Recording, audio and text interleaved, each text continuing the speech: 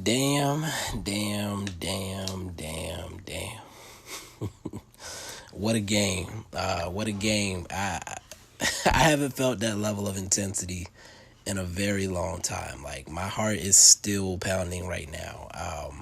And it's crazy because, coming into the game, I said, I can't root for Portland in this game. Like, Dallas is my team, blah, blah, blah. And it ended up being that, I couldn't root against either team either. So, like, at one point when I first started watching, like, I think Gary Trent went to the basket or Gary Trent hit a pull-up or something, I was like, bucket. Then KP came down and hit three, I was like, bucket. And it was kind of going back and forth like that for a while, and then it kind of turned to the opposite where every time one team scored, I would be like, that's tough. And then the other team would score, I'd be like, that's tough. And it was just a weird experience for me personally. And of course I won it. In the end, my heart was with Dallas. But at the same time, let me just address this up front. Down the stretch of the game, my Dallas loyalties took over for sure. First of all, the refs, oh my God, like, the fouls going both directions were terrible. Let's just get that out of the way. Like, they were calling all the touch stuff, like all the weak stuff. Like, I enjoy basketball when it's hard fought, intense. There's some shoving, there's some hitting, but like, you don't call every little touch. You know what I mean? Like, let the men play basketball. Don't make it a free throw contest, and that's kind of what they did at the end. And I mean, that's kind of what decided the game. Yes, there were some great shots from, both of my guys, Dame and Maxey, were both hitting big shots. Luka was directing traffic and handling the ball, making smart plays. But at the end of the day, it came down to free throws. Dame hit his, Luka missed a couple, and that was what decided the game. If you look at it in a small window like that. Man, but yeah, down the stretch, my Mavs loyalties definitely took over, and it wasn't even the matter of worried about the seeding. It was more so the mentality and the mindset going into the playoffs, because we know we always blow these leads. We got a little bit of a lead in the fourth quarter, and we couldn't hold on to it, and that's what I think is going to hurt the most when I'm Luka now, sitting in the locker room or wherever they are, thinking about this game. Is just going to be, we didn't close again. Like, we let it go again. Of course, Dame was out of his mind. The refs were giving him all the assistance that he could ask for. But at the end of the day, we still were in control of the game. I mean, we ended up with a decent look at the end of the game as well, just to potentially send it to overtime. Tim Hardaway got to the Vince Carter spot, but wasn't Vince Carter. So, but yeah, that's what kind of hurt me the most at the end of the game, is like, to know that they fought as hard as they did, despite Herculean efforts from Dame and the refs, to put themselves in position to win the game, and then couldn't finish. It is fortunate that we get another matchup against the Suns. If you guys remember, and I'm sure you do, the Suns were the second team we played in the bubble, in the games that mattered anyway, and they beat us by 2 points.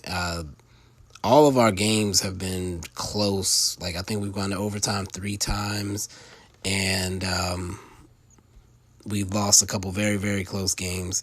The Suns game was a 2-point loss. Luka had 40. Booker had 30. Let me pull it up real quick. Yeah, Booker had 30. We gave Rubio 20. Cam Johnson gave us 19 and 12. So I think that it's a great opportunity for us to get a rematch against a team that beat us in the bubble, first of all.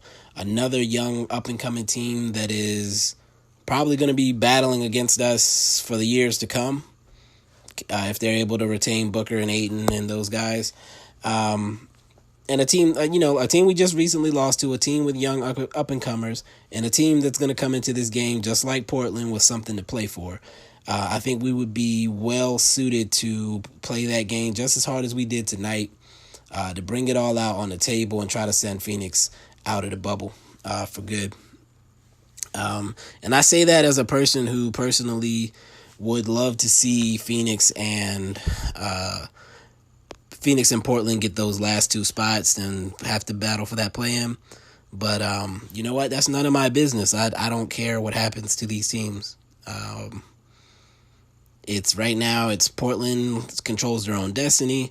They're a half game ahead of Memphis, Phoenix, and San Antonio. So they play the Nets. I cannot imagine them losing to the Nets. That would be just crazy to even fathom. But, this is NBA basketball, so anything is possible. But Phoenix will definitely have something to play for. And I think that we should come into that game full bore, ready to make a statement on our way into what will be Luka and KP's first playoff game, which I'm so hyped for. Like, you do not even understand, especially after tonight. Are you kidding me? The level of intensity, you could just feel, it just felt like everything was on the line in this game. And I love that. I miss that. So I can't wait. I'm going to get into the details of what happened tonight in just a bit. But I did want to just take a second, because I can do that. There are no games between any of these teams that are fighting for that last bubble spot. That last playoff spot in the West tomorrow. Let's see. Memphis plays the Bucks on Thursday, which could be interesting because the Bucks don't have anything to play for. We play Phoenix at literally the same exact time, so they won't even know what their situation is when they play us, which makes it probably even worse for us. And then San Antonio plays after us, so they may or may not know their fates. I have no idea what the tiebreakers are. And then Portland, well, they won't know their fates because Portland plays the last game of the night that matters, against Brooklyn at 9 o'clock. So Portland will know exactly what their fate, as far as whether or not they need to win to get into the play-in. But they definitely should, if I'm not mistaken, need to win to be the 8 seed and only need to win one game in the play-in. So it's going to be a fun next few days, man, for basketball fans. Fortunately for us, we don't have to stress whether or not our team is getting into the playoffs. But, man, that's going to be fun. That's going to be exciting. And the Mavs lost tonight, but I'm still excited about what I saw from this team. I was glad to see MKG get minutes, which I talked about on the last pod. Him showing that he can add some value to this team. I mentioned him potentially filling in as like a rotational big to allow KP to sit longer stretches, things like that, and that's exactly how he was used tonight. So again, that's valuable for us. It didn't exactly work out how we needed it to because KP still fouled out. But again, Dame was just on some other stuff. There was probably nothing we could do to save KP. But he still had a ridiculous game. We'll get into that a little bit later. Finney-Smith looked great. He was still stroking it tonight. Hardaway looked great. Had a scare right at the half, but still came out. And then Trey Burke got the start. And it actually worked. And I remember I think they had Finney-Smith mic'd up. And there are, I guess, some plays where Burke and Hardaway did something. And Finney-Smith was on the bench yelling, "Oh, they played together before. They played together before." That just made me laugh because that's literally what I was thinking in those moments. Now, with that said, no Seth tonight. And I think that's important for Mavs fans to remember. No Seth tonight. So the only player that really added any scoring off the bench was Maxey. I think I like the idea of Trey Burke starting because they also allowed him to handle the ball a lot, which took the ball out of Luka's hands, which gave our offense a completely new kind of look. They let Hardaway facilitate a few times as well. I think Rick probably saw the same things that I saw out of that game yesterday, and it looks like it's going to be carrying over into the playoffs, hopefully. We'll see what happens against Phoenix. But again, it looks very promising, exciting. It's going to make us a more dangerous and dynamic team. And it did not hurt Luka at all in that regard. He still finished with 19 shots. He still finished 25, 8, and 10. So taking the ball out of his hands clearly did not stop him from being Luka. And again, we'll get into all the deeper dives in just a second. I just wanted to open this up and try to get my heart rate down by being able to talk about how excited that game made me. We'll take a quick break, and then I'll come back and try to be a little bit more calm.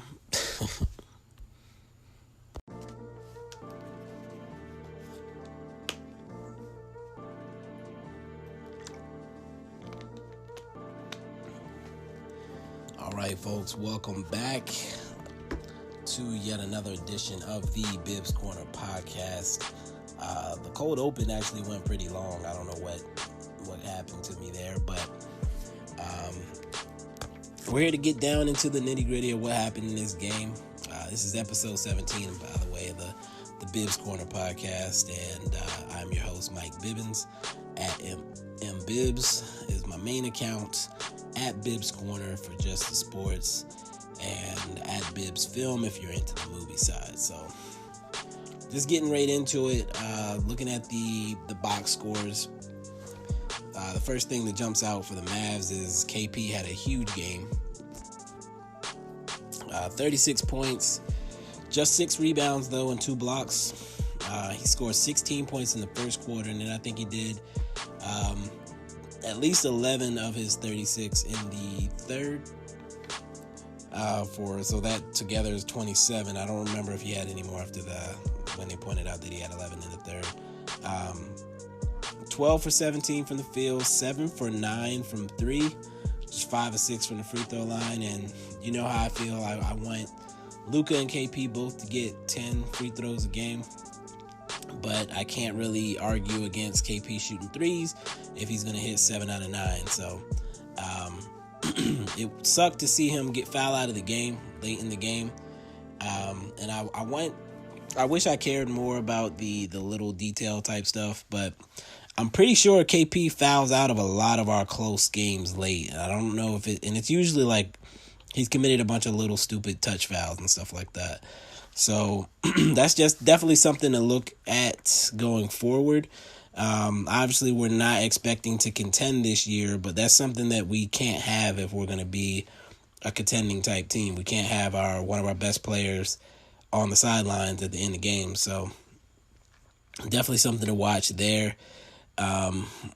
Would have loved to see him get more looks inside late as well. Again, that's how I think we should be closing games to some degree. But I won't go down that rabbit hole right now. On the other side, Luka, it's weird to say he was pretty quiet for most of the game, but he kind of was. Still finished with 25 points, 8 boards, 10 assists, 8 for 19 from the field, so not a great shooting night for him. He was 7 for 9 from the free throw line, and both of his misses were in the fourth quarter down the stretch of that game, which had to be tough for him. Definitely is going to be on his mind, likely going into the Phoenix game. So, again, another thing to keep an eye on. He was 2 for 8 from 3 in this game. I only remember maybe 1 or 2 that I didn't like. And then he had 6 turnovers tonight as well. So it was an interesting game for the Mavs. I feel like we played differently than we usually do, and that kind of was a good thing in some points and a bad thing at others.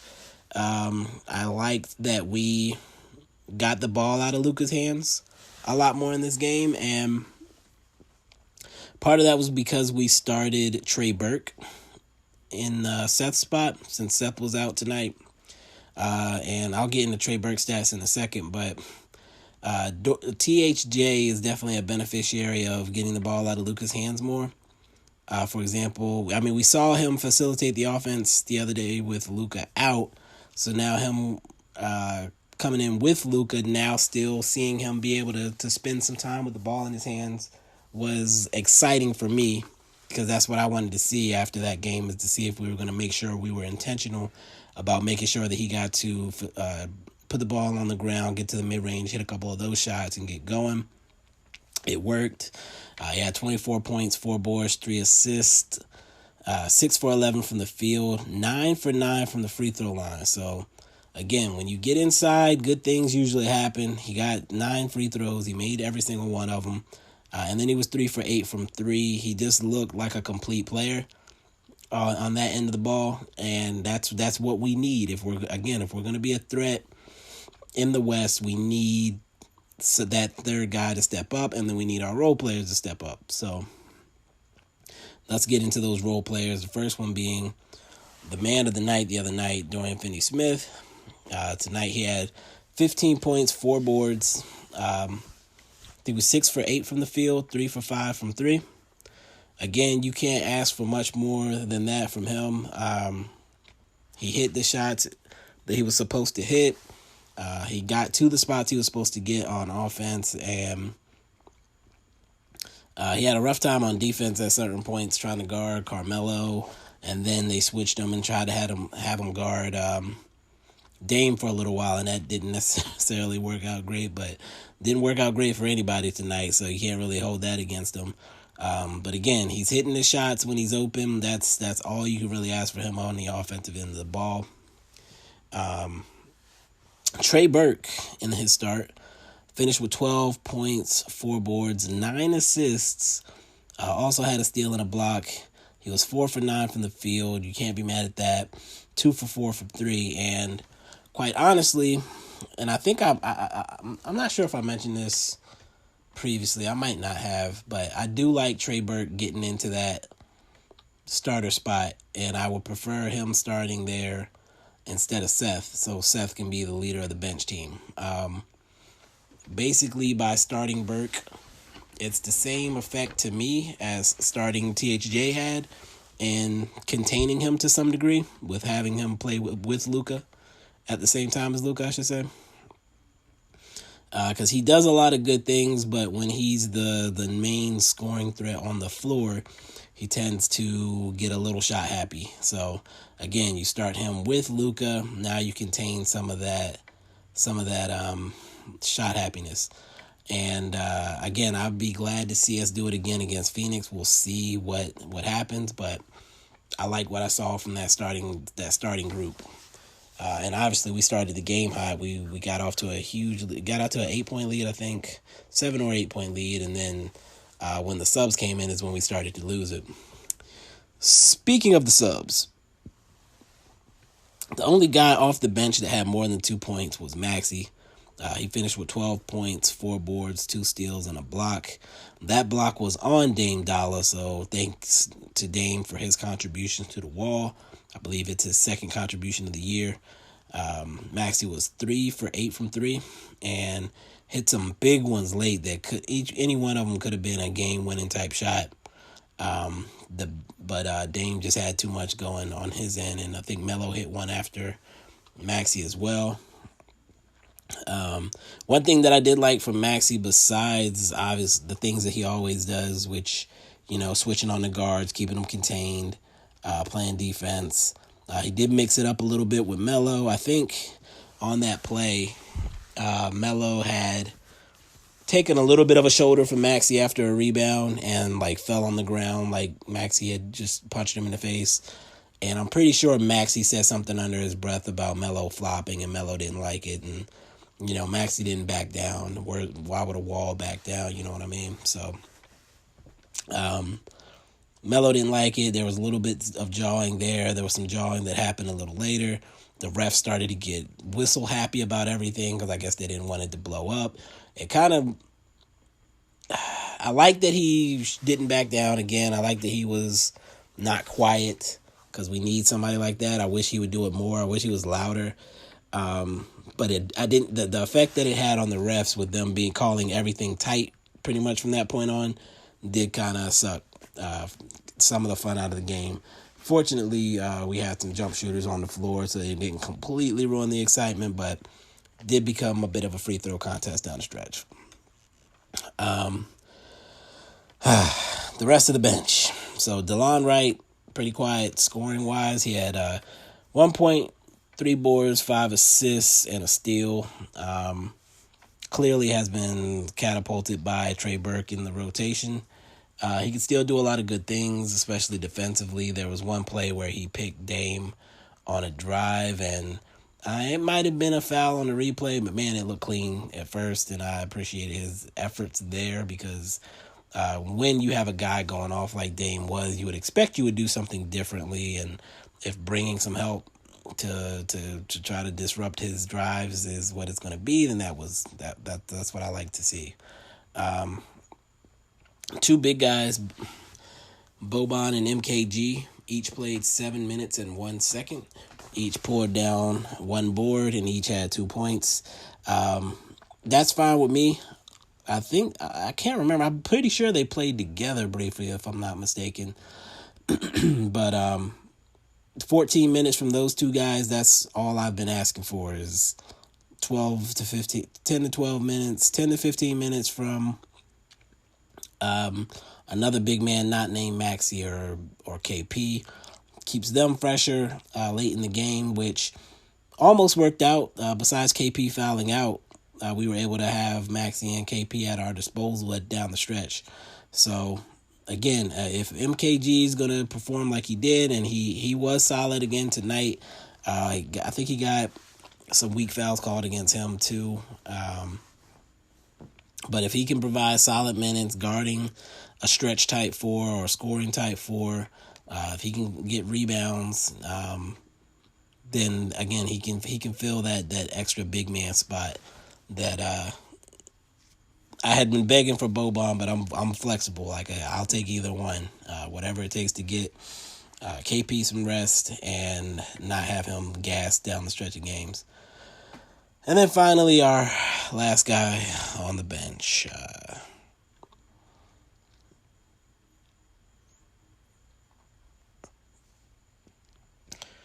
Justin Jackson. Justin Action Jackson. He had 2 points and 2 boards in his 7 minutes and 39 seconds. And of course, as is becoming a theme, nobody could have predicted it. I couldn't have predicted it. His mama probably couldn't have predicted it. He blew another layup. How? Oh, it was a beautiful dime if I recall correctly. It was a perfect pass. He gets the ball, and you just knew it was gonna happen before it happened. Like, how am I watching an NBA basketball game and expecting you to miss a layup? That's like watching a baseball game and expecting the first baseman to miss the underhanded toss from the pitcher to get the out at first. That's like watching a football game and expecting Tony Romo to fumble the snap. Oh, snap! You know what? Oh, just ignore that line. I should have just said the. I'm sorry, Dallas fans. I'm not a Cowboys fan. If you didn't know that, so that didn't hurt me at all. But in hindsight, I don't think the joke was worth it. I do apologize. Please forgive me. But that's like watching hockey and expecting the forward to miss the cross ice pass for him to put it in an empty net. I don't know. I don't watch hockey. That's like watching cricket and expecting. All right, I'm done. I'm done with sports analogies. I apologize. I'm running out. Yeah, Jackson. Don't play him ever again in life. Just let his career be over after tonight. I'm done. I don't need to see any more. I would rather watch Cleveland commit 3 fouls in 3 minutes than watch Jackson blow layups. He seems like a nice guy. Just not a good basketball player. Just in that experiment, it's over. Big boy basketball needs to be played now. And I usually don't do this, but it was really weird watching a team that I care about on the other side of the ball tonight with the Blazers. As I mentioned in the cold open, So I had to go check to see what they did tonight. They didn't play like they usually play either. You could definitely tell there was a different vibe and a different feeling about the team. They knew what was at stake, and Dame in particular seemed to understand that this was a game where points needed to be scored in abundance, and so he went out and gave us 61 points, his career high apparently. Was very hype after the game. Had a nice little interview with Chris B. Haynes. 61 points from Dame. Y'all know I love Dame Dollar. I didn't appreciate them playing his music before the fourth quarter. That's like, I don't know what that was. I've never. That's something you do like early in the game. You don't do it in crunch time, the fourth quarter of a huge game that could affect both teams' playoffs, potential seedings and whatnot. That was weird. But anyway, Dame, 61 points, 5 boards, 8 assists. Like, what were the Mavs supposed to do? 17 for 32 from the field, 18 for 18 from the free throw line. I'm not even going to touch that right now. There were some very weak calls that he usually doesn't get. Like, I'm used to him being very Luka-ish, getting fouled, not getting the call, and being pissed the rest of the way. Like, he never gets calls. I don't know what the refs were on tonight, but whatever. 9 for 17 from 3. Just a huge game, and he needed every single one of those points. CJ McCollum did not show up. He was 2 for 14. And after the game, it came out that he has broken bones in his back or something. That seems pretty intense. I had been advocating for more Gary Trent. And if McCollum is dealing with an injury like that, then I might get my wish, even though in hindsight, it might not be time for that yet. I don't know if Gary Trent's ready to step into that role quite yet, but I mean, he played 35 minutes tonight. He was tasked with guarding Luka for most of the night, and he was somewhat effective, but also got a lot of stupid fouls. And then they were just switching on the pick and roll for absolutely no reason. I can't remember who I told this on Twitter, but I was like, why are they switching these Luka pick and rolls? Like, why are they going over and switching? Like, I would just go under the pick and keep Gary Trent on Luka. And if he decides to take a 3, then I think I'm living with that. I think that's the best case scenario in a Luka pick and roll situation is Luka shooting a 3. Because Luka getting inside is probably going to be free throws or a wide open 3 for somebody else who shoots a higher percentage. Those are your opportunity costs for how you play a Luka pick and roll. Those are your scenarios. It's Luka takes a 3, shooting 30 or so percent, or Maxi Kleba or Dorian Finney-Smith or Tim Hardaway Jr. or Porzingis, who are all shooting over 37% from 3, get a 3. Or Luka's getting to the basket where he finishes at a 75% clip, or he's getting fouled, which he's been shooting a little bit better from the free throw line, but either way, even when you foul him, he's potentially going to finish and get an and one. So again, best case scenario in a Luka pick and roll situation is I'm going under and I'm living with a Luka 3 if he hits it. That's just me. Besides Dame, he did get one guy to show up big for him on the offensive side of the floor, and that was Carmelo Anthony. 26 points and 8 boards for Melo. His tied for his third highest scoring game this season, I believe. Big game for Melo. Hit a big shot or two late. Was good for the Blazers, pacing them early in the game. It's again goes back to what I talk about with posting up KP and things like that. When you're in a game where points are needed in abundance, you don't want any wasted possessions. Easiest bucket is a bigger guy with a smaller guy on him in the paint area. Melo backs guys down. He was backing guys almost completely under the rim, or he would just get to his spot, do his little step back shot, and bang. Like all night, that was easy for him, and that's the way basketball is played Nurk was pretty quiet. Gary Trent had maybe his worst shooting night in a very long time. You would think he was 1 for 6 from 3. Probably tired from chasing Luka around all night. And, the Blazers win. I was conflicted because obviously I want the Blazers to get in. I think they have a great shot at beating the Lakers in that first round.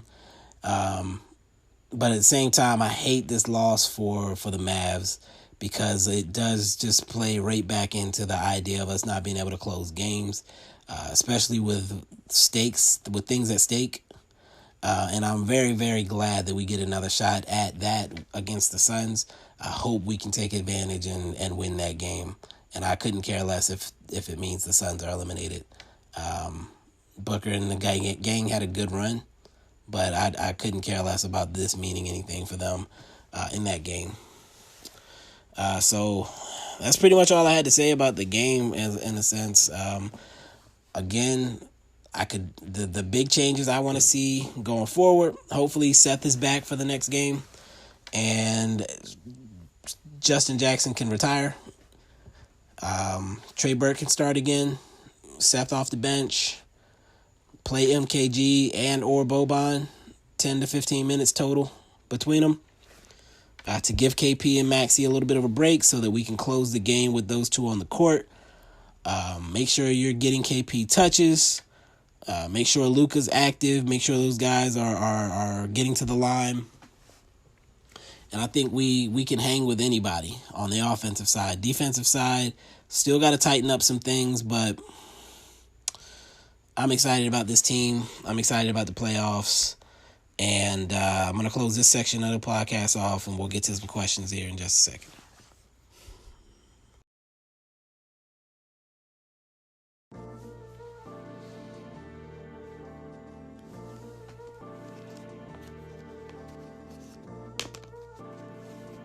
Okay, I am back.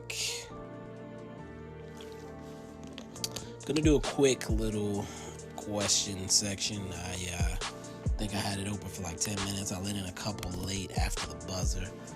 But trying to keep this podcast shorter today. I think I should be able to knock these out in 10 minutes or less. Let's find out. First question comes from MB only _25. The MKG fanatic. If you fart, he will tell you about MKGs and how they smell. He said, since MKG is getting more minutes, how do you think we can get him more involved in the offense? First thing I'll say to that is I don't know if we necessarily need to get him more involved in the offense. However, I could see him being useful in pick and roll scenarios, just as a threat to dive to the basket and potentially score on a layup or dunk.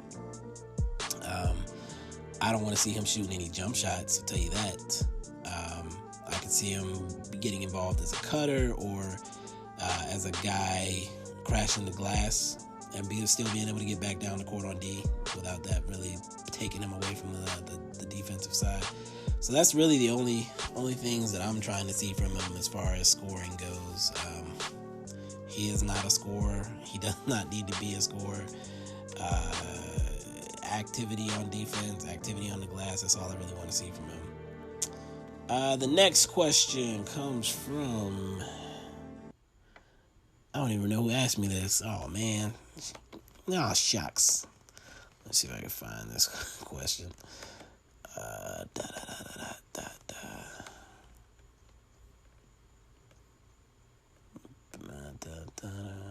Where is this question?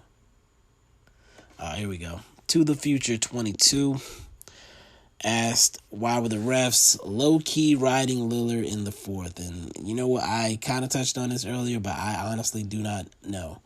He does not get those kind of fouls usually, or those kind of calls usually. I would be remiss to point out the gravity of the moment, the drama that Lillard has been involved with recently. And it would be stupid to think that the refs aren't aware of these types of things. And so I'm sure they were looking for I'm not going to say any way to bail him out, but if something happened to him that could have been a negative for the team, they weren't going to be the ones that keep him out, basically. If he got touched in a way that technically made it a foul, they were going to call it. Did they have to call it? Probably not. Would they have called it on Luke Richard and Mbamute if he was taking those shots? Probably not. I don't know why I did that to Mbamute. But yeah, so I don't know. I think the gravity of the moment was definitely a factor. Luka was getting some calls too at the end, so I can't say it was completely lopsided in that sense, but he was definitely getting calls he doesn't usually get. Next question comes from Frankie B _89. He said, do I think it's crazy to believe that Carlisle didn't show more defensive packages against Dame to not give more strategic information to the opposition going into the playoffs, or is that a bit of a stretch? And now, I could approach this question two different ways. I don't know if you mean he was trying to help the Blazers by not showing effective ways of stopping Dame, or if he was trying to help us by not giving away different defensive strategies and tactics that we might have to use in the playoffs. I don't know. I can say we definitely weren't trying to help Dame, and we definitely weren't trying to help KP because he was looking mad goofy on those pick and rolls. I don't think we gain anything by playing that pick and roll so badly, and not adjusting to it. I don't know what Carlisle was doing with regard to that, and I've been pretty hard on Carlisle lately. I'm gonna stop while I'm ahead. Next question comes from DFW Alex 2289. He asked, and this was a very huge moment in the game. It was hard to watch personally, but he asked, is Dame okay? That foul by Burke was suspension worthy. You think he should be banned from the league? And like I said, it was very hard to watch that play. Dame was a defenseless receiver on that play. You could kind of see the Burke lower the shoulder. The head was up, so it's not a targeting. But just a brutal hit from Trey Burke after he dished the ball off in the corner for what would have been a huge three-pointer. But then just leveled Dame. I've never seen a hit that hard in a game of basketball, and I've seen a lot of basketball. So I was glad to see Dame get up from that, quite honestly. It was it could have been bad. It could have been very bad. It could have been career-ending type of hit. And you hate to see that from a guy like Burke. We'll have to see if he does get a suspension for that. That was, like I said, it was pretty rough to watch, especially as a Dame and a Mavs fan. It was very, very hard to watch. And then finally, Hallelujah 77 asked, do you think Rick will adjust to have KP get more late game touches in the playoffs to show a different look, or is the end of game stuff just who we are going to be this year? I think that's a good question. I won't be surprised if, let's say, game 1 or 2, nobody expects to get blown out. I imagine.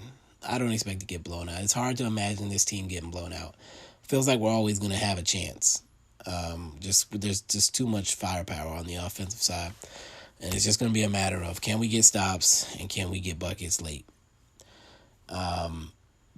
If KP's rolling, I think it would be stupid not to get him more touches late in the games. I don't like him standing around on offense. Luka KP pick and roll action could be exciting down the stretch of a game. I don't want to see KP relegated to being a jump shooter, especially late in games. He has to be a closer finisher for us. It can't just be all Luka and Luka looking to facilitate for 20 seconds and get the ball to somebody else. It needs to be real action. Both of them need to be threats for the full 24-second shot clock. That's just my opinion. And that's really all I have on these questions. Thanks again for everybody who sent one, and I think I'm gonna go ahead and wrap this podcast up. So, the Mavs lose a tough game. How many times have we said that this season? We got one more before we head to the playoffs, which just feels so weird to say. But I'm really excited.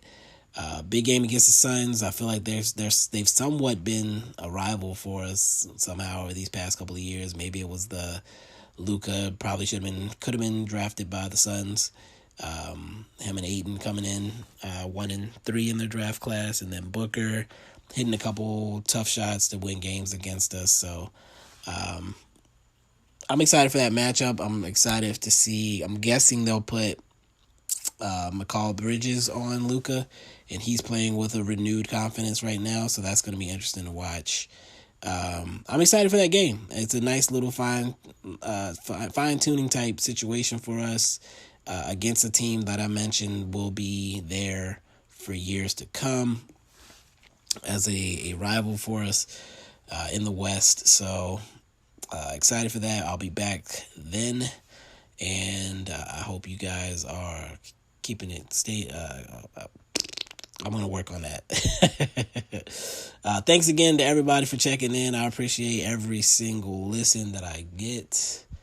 Thank you guys for hitting me up on Twitter constantly with questions and whatnot.